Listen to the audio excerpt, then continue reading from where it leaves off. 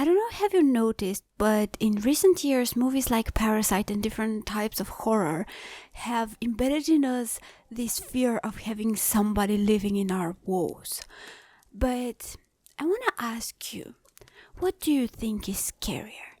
Somebody living inside of your walls, or you knowing that there's somebody sealed dead inside of there? Hi, this is Dusky Talks. Here we talk about anything to do with history or culture that caught my attention and that I felt like sharing with you. And today we're talking about immurement.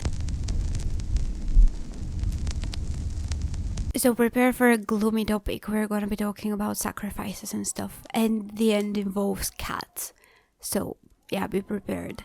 But before that, I just wanted to say that apparently it turns out that YouTube recommended my latest video to some more people, and some of you got there in the comments and said hi, and I really appreciate it.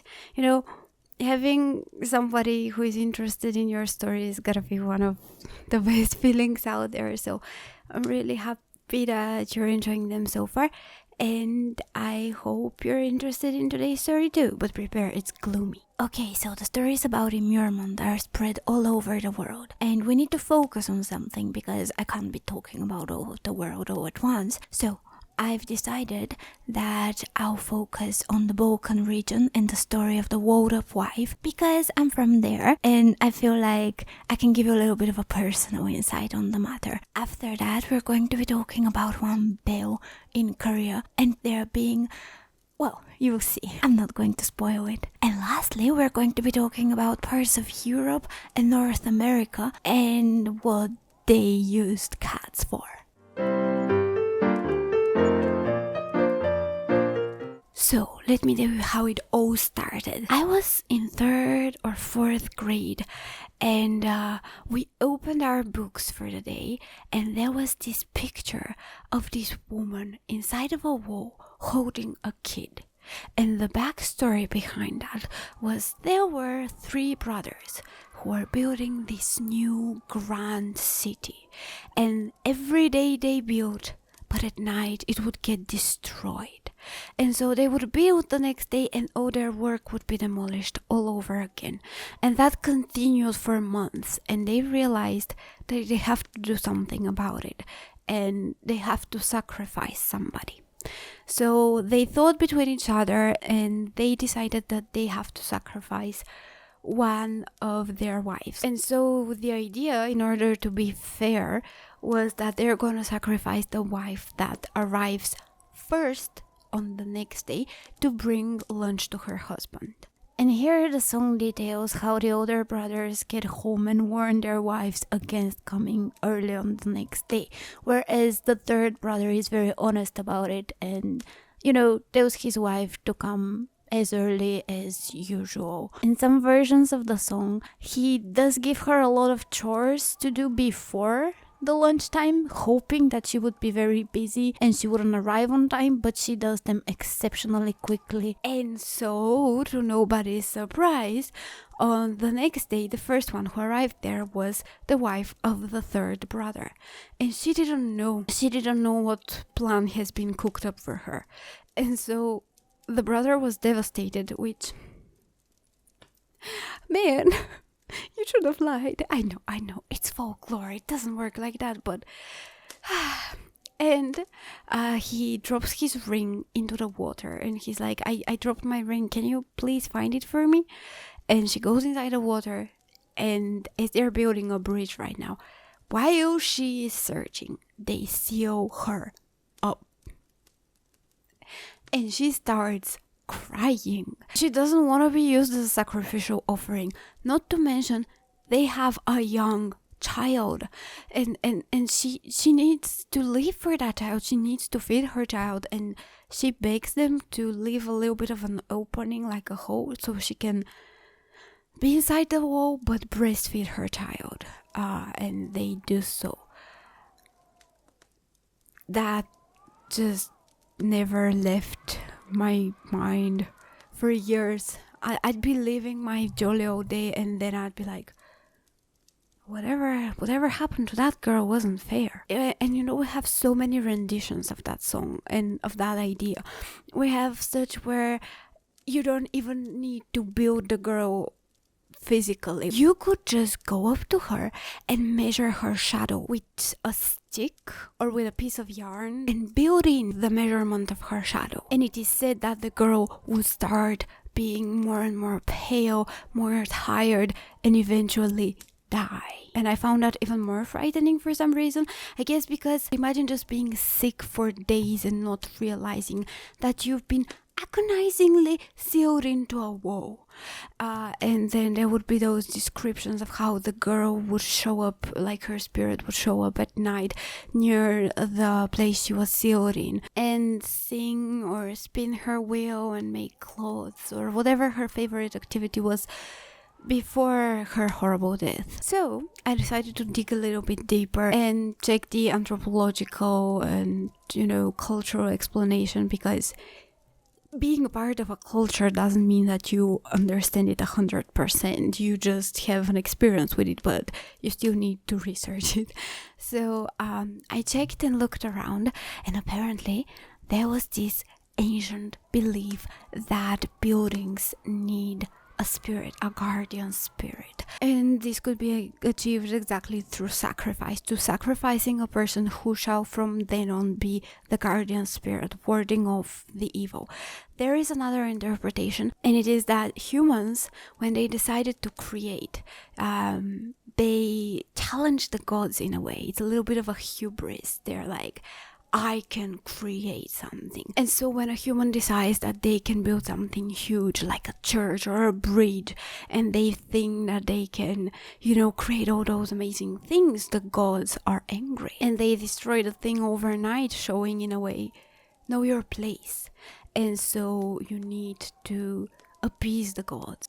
Here it's important to mention that there is a more modern theory, and it leans into the male against female nature, saying that the man as an artist has failed his creation and he's envious of the woman's natural ability to give birth, and thus he uses her in his art. Or alternatively, it suggested that the whole song represents the idea of a woman's entrapment in a marriage. And here I have to admit that I don't lean into either of those theories. To me, it has always seemed like the choice of sacrifice was based on purity, hard work. It's always the most beautiful girl that's chosen. Never have I ever read a piece of our folklore and felt like, oh, those men and women really envy and hate each other.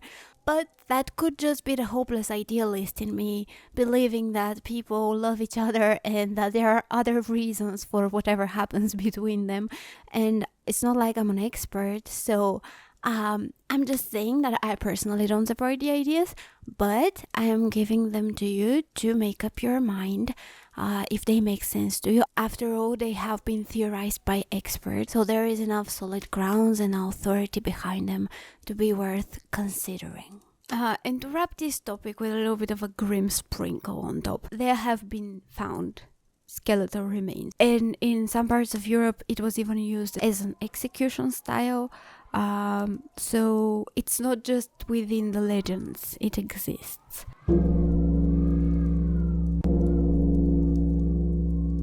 Okay, moving on from this lovely piece of fact, we are going into the topic of Korea. And there is that bell. It used to be the biggest bell in Korea until 2008 when they made a larger one. But whatever, this one is still the most famous one. Now, if we could really quickly refer to our trusty timeline, there is this period of the Three Kingdoms, and right after it, for a little while, they were unified under the name Unified Silla. And during that time, Buddhism was thriving, and that's when this bell was constructed. This bell is a Buddhist bell. And now let's talk a little bit about its name. It's called Seongdeok Daewang Sinjong, and basically Seongdeok is the name of the king in whose honor it was built. Daewang means great king, and 신종. Shin is spirit, 종 is a bell. He has another name though, and that's 에밀레종. And remember that one because it's important. Okay, so what's the story behind it? Well, back in the day, there was this great king, Songdok, and then he had a son, and the son decided to build a bell in his father's honor. And so he started this massive project. The bell is enormous. It weighs 50 tons. By the way, that's a side note, but just a bizarre fact. If we just look back at the timeline, you see the Joseon Kingdom. Yeah, during the Joseon Kingdom, Confucianism was very much against Buddhism. They were demolishing Buddhist stuff, and they were melting bells for coins and pots. And they wanted to melt that bell. They were going to melt Korea's cultural heritage for coins and pots. But thankfully, King Sejong, whom you might have heard, he's very famous, he's very cool, I'll talk about him one day, he thankfully had the brain capacity to be like, no, we are not going to be melting that bell. Yeah, anyways, that's a sidetrack. It just baffles me. I've talked about this before. It just baffles me when some new power establishes itself and is like, let's demolish everything from the past, and they start ruining art. It just irks me like nothing else. Anyways, so the bell, amazing, huge, great bell. The guy who was building it for his father, he didn't live to see it being made. And so his son, basically Songdok's grandson, got to finish the bell. That's a massive construction, but I mean, it makes sense, such a huge bell. But there is a legend. And the legend is the interesting part, at least for me. The story goes that while the king was building that bell, he needed money from the people in the forms of donations in order to be able to make this bell. And so he sent a monk to go gather donations. And the monk would go to house. Some people would be happy to give him, some people wouldn't. Some people would be poor, some people would be rich. But everybody tried to give whatever they could. Now, he reached one house where there was a wife who was holding her kid. And she told him in a bit of a joking way, listen, monk, look at us. We're so poor. The only thing I could give you for the construction of this bell is my child. So the monk looked at her a little bit disappointed, bitterish, and just left, didn't say anything, and continued on his merry way. Time passed, the donations were enough, people built the bell. It didn't ring. It didn't ring. You're hitting it and it doesn't ring. So they remelted it and tried again. Nothing. And so the monk got to thinking, what is preventing this bell from working? There must be something in brewing here. And he figured it out. The mother of the kid had made a promise, an offering of her child. And she didn't fulfill the promise and the offering. And that's why the bell was cursed. So they didn't think of just scratching the whole project. They went and took the child, despite her protests and despite the child crying. And they threw the child into the mix. Oh my god. I didn't think it would sound so gloomy when I'm retelling it. They threw the child into the mix and they made the bell and it was ringing. Congratulations. But the ringing sounded like Emille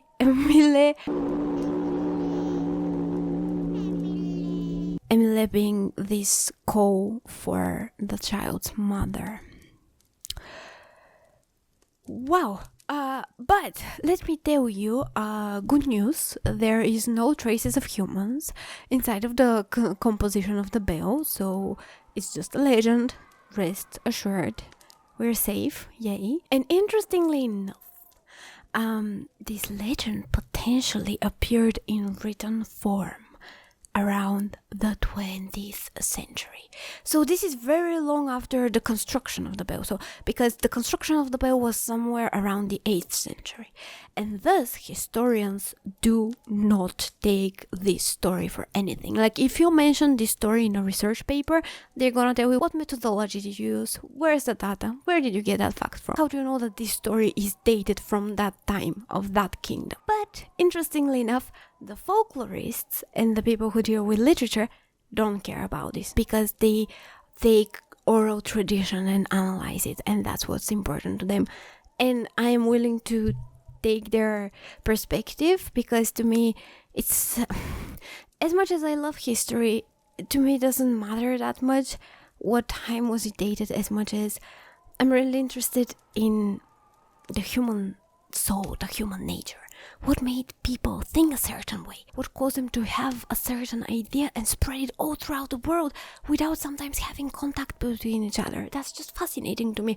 So I like the story for the sake of the story. It's just fascinating that it exists. Another important fact, there is this story, very similar to this story in China. And Korea does have a history of going to China, sending scholars to China, bringing stories back and translating them. They are known for that. So, potentially it is possible that somebody went to China, learned the story of their bell that is very similar, and just translated it and applied it to the Korean reality. And to me, that's fine too, because it's still very, very interesting. And what can I say? In the Balkans, the story with the Waldorf wife, we have it all over. We don't even know where it started. So this thing of culture exchange and stories exchange is very, very common. All I could hope for is that it's not inspired by a real thing somewhere in China. But we don't know. I don't know. I can just hope. Okay. And now let's move on to the cats. Have I exhausted you emotionally already? Because we need to go through the cats too. I have to give a special thanks to Daisy, my friend. She let me know about the cats. I had no idea. The idea of the cats is very similar to what I just told you with the women being walled up in order to protect a building. Now, I have good news, I guess. There is little to no evidence that cats were being sealed off alive. From what most evidence suggests, the cat had passed away before that and they sealed it into a certain position. Now, why cats? Apparently, it goes into the fact that back in the day, people regarded dogs and horses as the animals of nobility, whereas the cats were a little bit free-willed. God forbid. They were moving elegantly. They had this sense of mystery around them. They were sneaky. When a child was born, cats were usually very curious to check out the kid to see what's up. But during that time, infant mortality rates were very high, and sometimes parents didn't have an explanation of what happened to their child. And so they would look at the cat and they would speculate that the cat would sneak near the child during the night and it would lay on the baby and suffocate it. And so they related cats to those murderers. And so because they had this mysticism around them, they were perceived as the perfect animal to ward off spirits. And they used to seal them off in special places of the house, some that were considered weak points. A weak point would be the chimney. Another weak point would be the hearth of the house or near some threshold. Sometimes they would make scenes with them where the cat is holding a rat, and that helped specialists realize that those cats were put there with specific purpose, because some cats unfortunately do get trapped in houses by themselves and tragically end up dying there because they got entrapped. But because of those arranged scenes, or there was sometimes in some cases rosemary found near the cat. And rosemary is known for warding off evil. So the specialists realized that those cats were put there for a reason.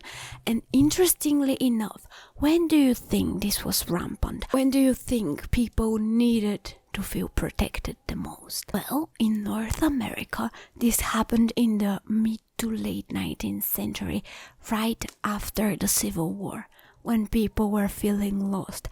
This is a very interesting phenomenon. I've seen it in the context of North Korea. I've read about it. I haven't seen it personally.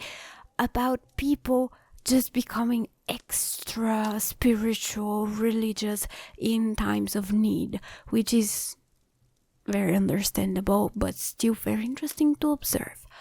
And yeah, that's about it. I hope you were interested. I hope I didn't traumatize you. And really, really, really thank you so much for watching my stuff, and I hope you're having fun. And yeah, that's it. Bye.